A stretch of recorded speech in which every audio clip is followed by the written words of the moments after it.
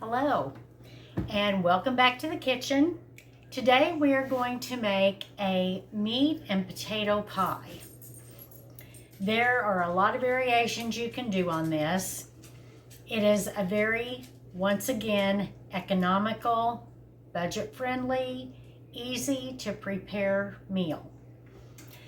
So what I did, and this part is in the oven right now, so it should be done in about 2 minutes, is I took 3 cups of frozen shredded hash browns and I put them in a colander in the sink and kind of let them mostly thaw.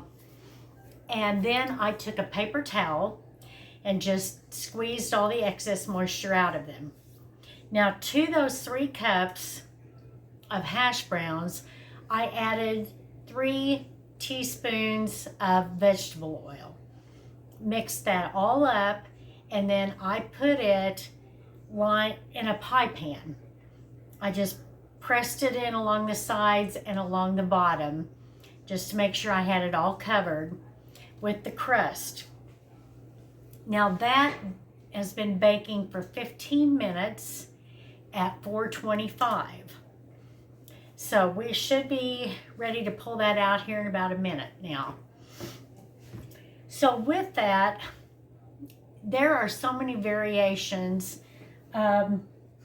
It does call for a cup of Swiss cheese shredded. I could not find pre-shredded Swiss cheese. I couldn't even find the little blocks of Swiss cheese that I could have grated myself with a box grater.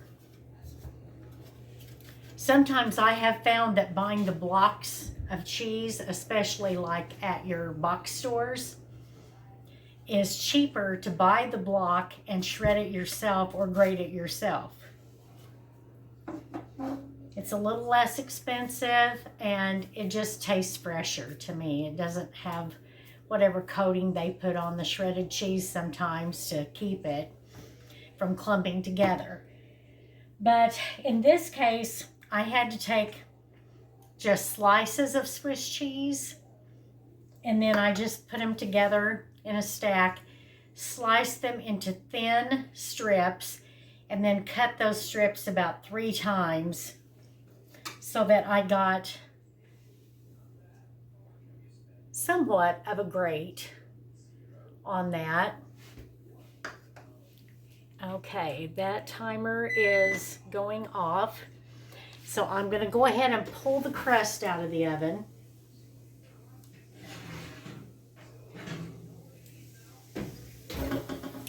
And as you can see, and possibly hear it sizzling, it has started to brown a little bit.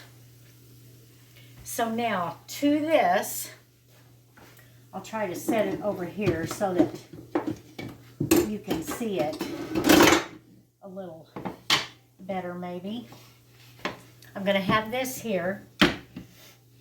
So now the first thing you're going to want to add is the cheese.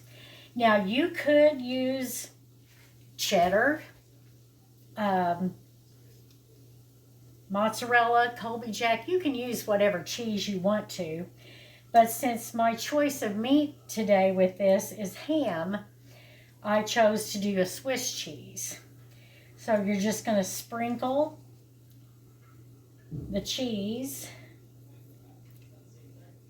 all on top of the crust.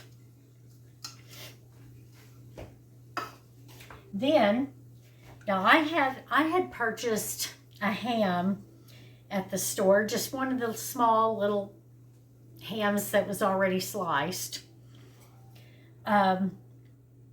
I use that to cut up for ham and beans or to make other ham casseroles. Sometimes I'll make potato soup and add some ham chunks in the potato soup. That's really good too.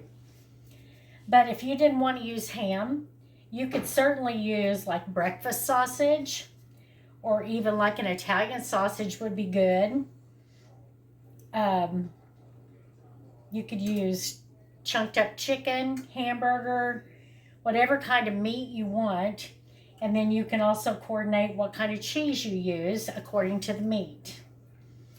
So this is pretty versatile with whatever you might happen to have on hand. Now I'm going to take, I have 1/4 cup of chopped onion, and I will sprinkle that on top of the ham.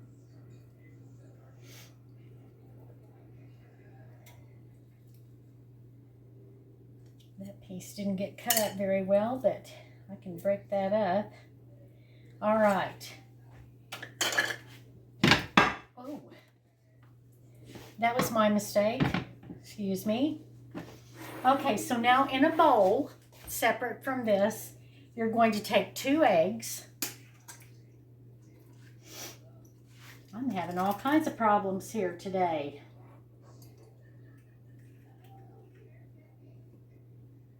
And be sure to get your shell out. Now, if you have shell that doesn't want to come out, like I have that piece right there, make sure that you take the shell that it came out of to pull it out with, because it will hook on to the shell that it came out of, which it did.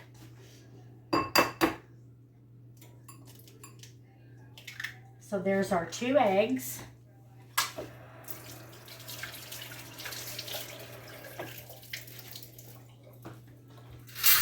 Take a fork and kind of beat those up a little bit. Now to the 2 eggs, I'm going to add a cup of milk.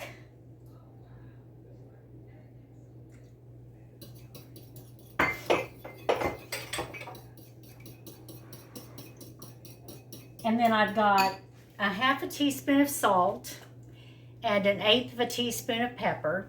Of course, you can add or subtract that to your own taste and liking.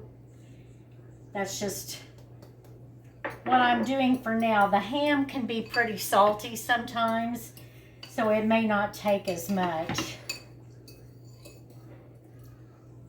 Then I'm just going to pour this all over the top.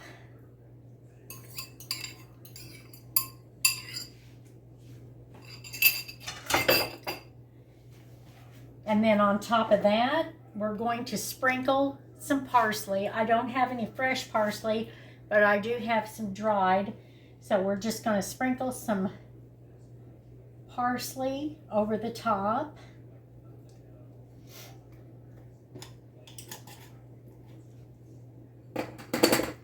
And then this is going to go back into your 425-degree oven for 30 minutes.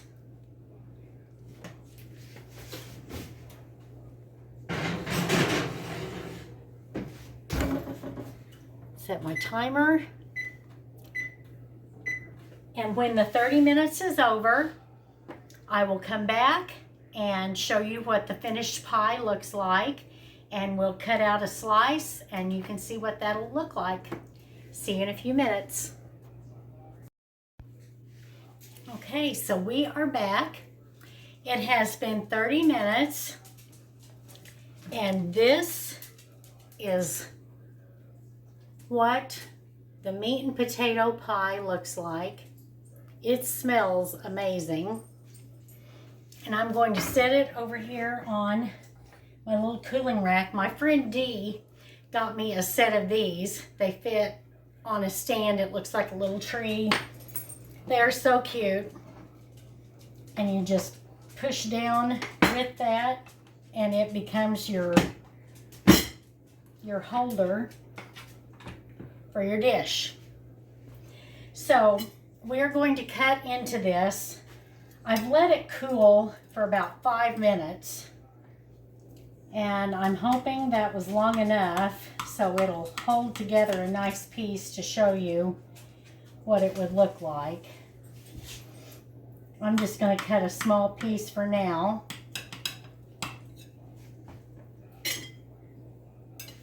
And we're going to hope this pops right out of here.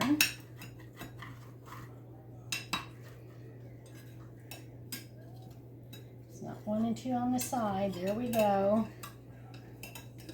Those first pieces, you know, they never turn out perfect. But this one looks pretty good.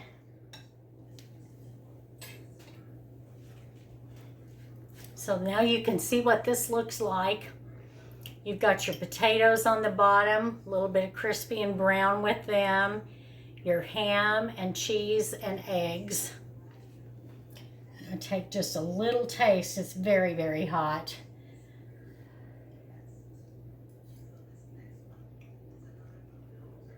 Oh, that is really good. Really good.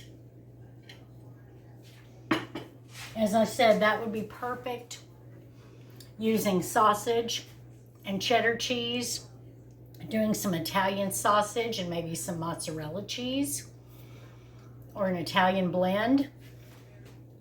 Any way you want to mix up the meat and cheese, this is a very quick, inexpensive, and filling dish for supper. Add some fresh fruit, add some toast, whatever you want to with it. But make it. Let me know the different variations that you have tried with it and how that worked. So until next time, have a great day. Always like and subscribe, and I'll see you next time.